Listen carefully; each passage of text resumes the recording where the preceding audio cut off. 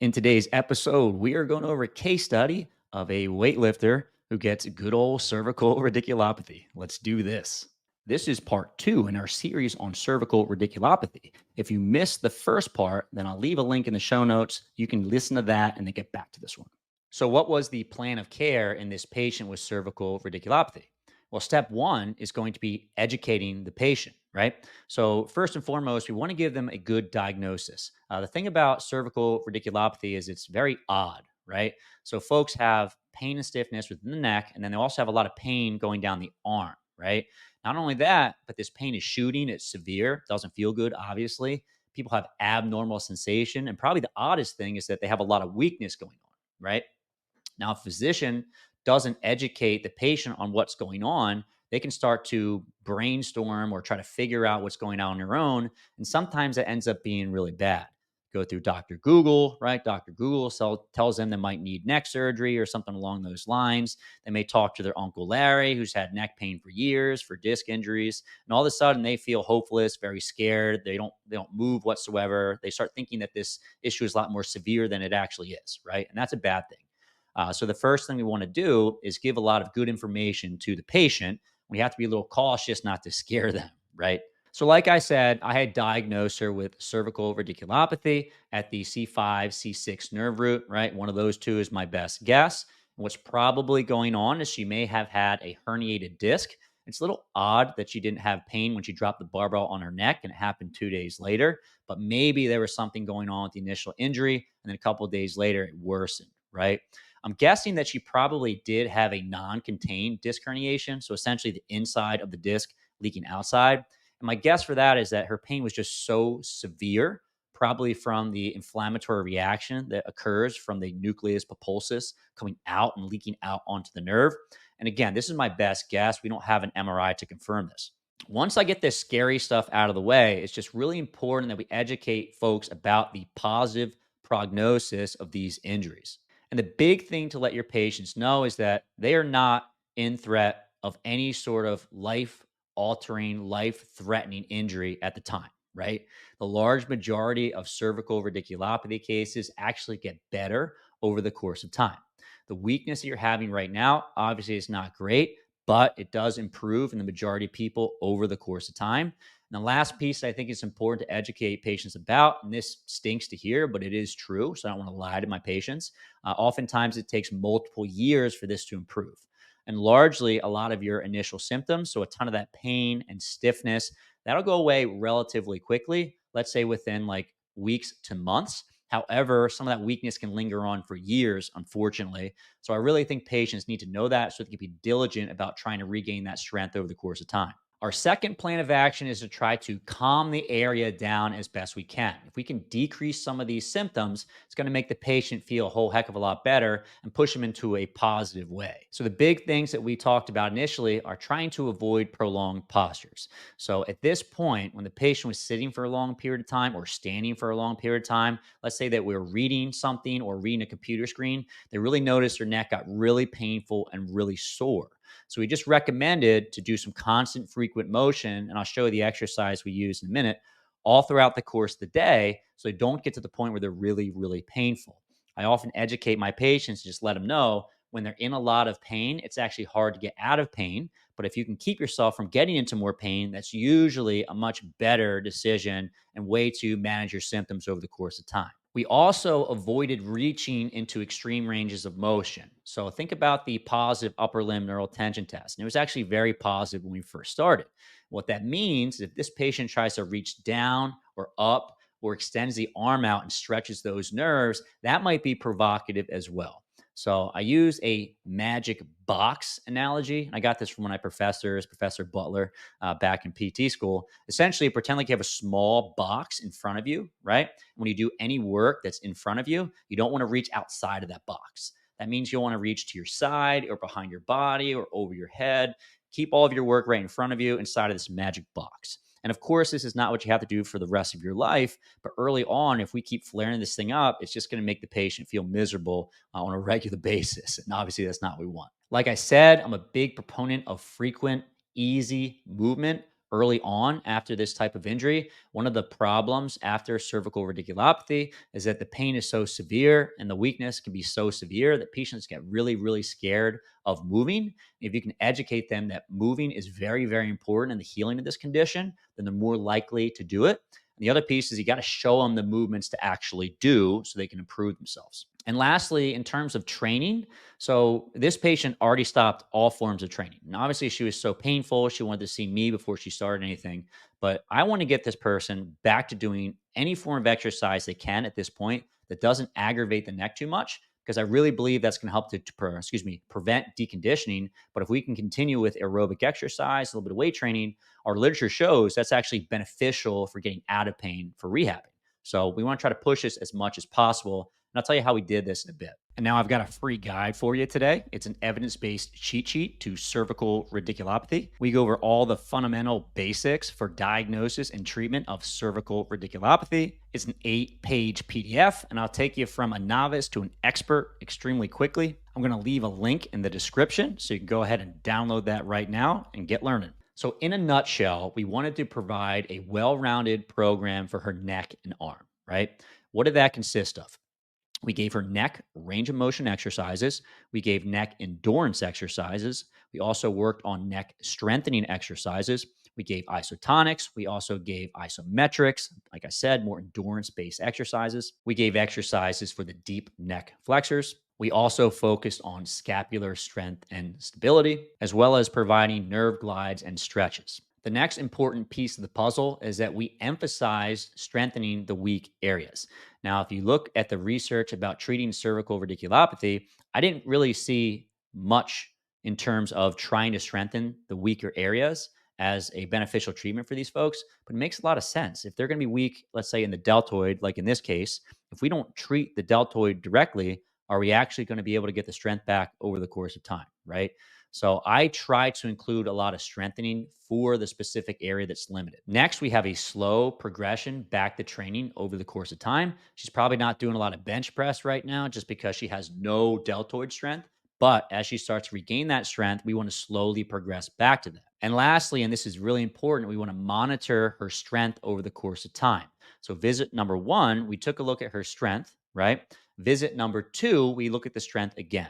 And if we're noticing that the strength is going down, if the patient is weaker, that's an emergency situation. They need to be referred to the doctor right away. So, what was my recommended frequency of visits at the start, right? So, I'm in a cash based setting. It's a little bit more expensive than the average PT place. I tend to see people a little less frequently than most other physical therapy facilities. And in my mind, I think we can get the majority of treatments out of the way on a weekly basis. So, basically, just seeing that patient once per week. Now, I think you can also make the argument for seeing these patients twice a week because in a lot of the medical literature, what you'll find is that patients go to physical therapy 2 to 3 days per week, and then they do a home exercise program on their own.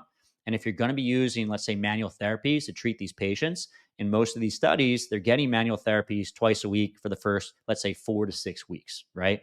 So for me, I felt that I can get the majority of what I wanted with this patient in 1 day per week, but I obviously think you can make the argument for 2 days as well. I also let the patient know that I think we can do physical therapy for around 4 to 6 weeks. And at that point, we can have intermittent visits to see how she's doing, update her program. But the first 4 to 6 weeks are probably going to be most important. And generally speaking, I usually tell my patients what I think is going to be best for them at the outset of physical therapy. And then I also ask a lot of questions about what's reasonable for them, right? If I think what's best for them is going to be 3 days per week and they can only do once per week, we got to try to meet in the middle somehow. And lastly, with this patient, we really didn't even end up seeing her once a week. It was more like once every week and a half to 2 weeks, right? And a lot of that was because she just had a busy schedule. And the other part is that we didn't end up seeing her, continuously for 4 to 6 weeks and then intermittently afterwards. Life got in the way, all that stuff. But you'll see how this kind of unraveled in the rest of the presentation. If you guys like what you're learning about so far, then the next logical step is to sign up for the Fitness Pain-Free Mini Course. I've made an absolutely free mini course, and we go over 4 vital lessons for coaches and clinicians. The first lesson goes over how traditional schooling has failed us. Now, I'm actually a really big fan of education, and I think that physical therapy school actually prepared me pretty well to work with the average person.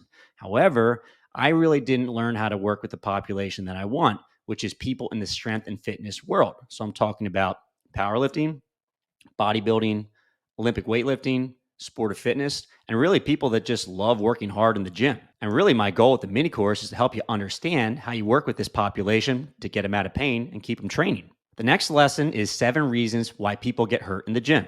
So, it's vitally important they understand the injury mechanisms or why people get hurt in the gym. If we don't understand why folks are getting hurt in the gym, it's going to be very hard to rehabilitate those folks because let's say we do get them better, they go right back in the gym and get hurt in the same exact way they hurt before. The other piece is if we want to keep these folks safe for the long haul, we have to understand the main reason why these folks get hurt in the first place so we can keep them in the gym training as safe as possible and minimize that risk of future injury. Next, we go over 4 simple steps for getting your clients out of pain. Now, rehab can be very complicated. There's a lot of systems out there that make it very challenging to figure out how to work with your patients. However, it really doesn't have to be that complicated. So I go over 4 easy steps you can follow to get your patients out of pain and back in the gym where they belong. Lesson number 4 is how to build the career of your dreams and earn the respect of your community. Let's face it, the reason why you take these educational courses is obviously so you can learn a little bit more, but really the deep-seated reason is because you want to have the respect of your community. You want your clients to come in, work with you and say, wow, Joe was great. He did a phenomenal job with me. Tell their friends, and their friends come to see you. And after a while, you're very valued and respected within your community. So I'm going to teach you how to do that. The second piece is that if you know these skills, it doesn't always mean you have a ton of patients going through the door so you can work with the population you want to work with, right? So you may be the absolute best coach in the world, but no one wants to come and see you because they don't know who you are and they don't know how good you actually are. So we'll teach you how to get the patients through the door that you want to work with. And lastly, we'll talk a little bit about the fitness pain-free certification. This is the largest and most comprehensive educational course that I offer, but more on this later. So I'll leave a link in the description, in the show notes. Again, it's 100% free, really easy to download. Go ahead and do that right now. And now back to your learning. I also plan to perform a bunch of manual therapies with this patient. Largely, if you add manual therapies to your exercise treatment plan, that will enhance your outcomes in the short term. So somewhere between right after the application of the manual therapy up until about 4 weeks or so. Do you need manual therapies to get your patient better? No, not necessarily. But if you have a patient that's very, very painful and wants some relief, this might be something that's really good to help them. In my mind, manual therapies are a lot like medication. So if you have a headache, right, you want it to go away, could you just wait for the rest of the day and then sleep at nighttime and wake up and have the headache feel a little bit better? Yeah, probably. Sometimes it'll take a couple of days, but it's almost certainly going to go away in time, right? Now, if you want it to go away in 15 or 20 minutes, you can take ibuprofen, right? So what are you going to do? You're going to take the pill, pain goes away right away. You're going to wait a couple of days. And that's a decision to be made by you or the patient. So if the patient wants immediate relief, then definitely, if you have the means to do that, I recommend trying to do it. Just that you shouldn't be selling manual therapies to your patient and say like, the only way you're going to get better is if you get these manual therapies. Okay. That's also important to tell your patient. So, what specific manual therapies did we use? So, we used a variety of nerve glides with and without distraction of the neck. We also focused on mobilizations, lateral glides, rotation mobilizations, thoracic manipulations. We also did some central and unilateral PAs, some of those classic cervical spine techniques from Maitland. And lastly, we did incorporate some soft tissue mobility work to the upper trap and levator scapulae. Early on, this was very painful, but it also maintained its soreness just because that area was compensating so hard for a lack of deltoid strength that it got pretty irritated over the course of time. And doing some manual therapy treatments was really helpful for the patient. She's also a massage therapist, so she believes in this, right? So if she believes in it, I believe in it, that's going to enhance the outcomes for her. And she actually felt quite a bit better after those strategies. Hey guys, if you are getting value from this video right now, please hit that like button. If you want more great content from me in the future, please subscribe to the channel. Helps me out tremendously. So what do we do in terms of activity modification for training in the gym? Now, I didn't even give her a gym routine on the first visit. That was actually a few visits in the future. But I do think it's important to talk about what's maybe okay to do and what's not okay to do within the gym. Now, I often give patients the information from the pain monitoring system. Essentially, if you perform the movement, if it feels tolerable, it's less than a 5 out of 10 on our 0 to 10 scale. After the exercise, you feel like you're back to baseline, and the following day, you're back to your baseline. then it's a-okay to work through a little bit of pain. Like I said, our goal is to continue exercising. And this is true across the board for every single patient that I work with. There are a myriad of benefits from exercising. And getting an injury like this is going to be a major reason why a lot of folks stop exercising, become less healthy, and that's no bueno. So, we're going to try to push exercise as much as we can for two reasons. One, keeps you healthy, right? And that's no brainer. Two, if you do it right, these modifications and continuing to train actually will reduce your symptoms. So, again, if you're thinking about cervical radiculopathy treatments, we know aerobic exercise as well as resistance training can help to reduce patients' pain. So, if I can keep people in the gym, I'm going to do it as best as I can. It's just that if you have a really aggravated the neck and doing a whole bunch of behind the neck presses, behind the neck pull downs, probably not going to feel phenomenal in the beginning. Over the course of time, we can progress back to those movements that used to be really challenging on the neck.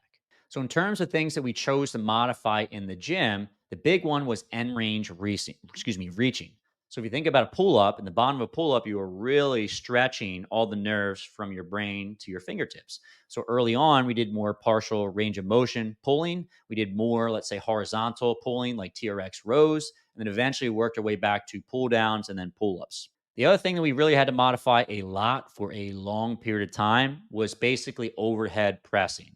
So we just talked about how our patient has so much weakness in the deltoid. If I try to give her an overhead press, there's no way she can give her arm overhead. She's not going to be pressing anything, right? But we were able to get away with a few horizontal press variations, light.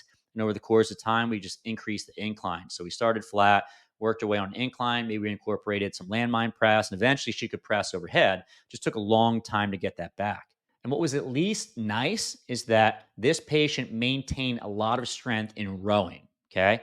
When I gave her pressing exercise or abduction exercise, initially I had to give her assisted range of motion just because it was so weak. She couldn't even fight against gravity. Right. However, she still could get away with rowing exercises and load them up. So we made an exercise program that was just heavy with a lot of rowing. And we did want to make sure that we're strengthening abduction and pressing. It's just we had to modify that much more heavily.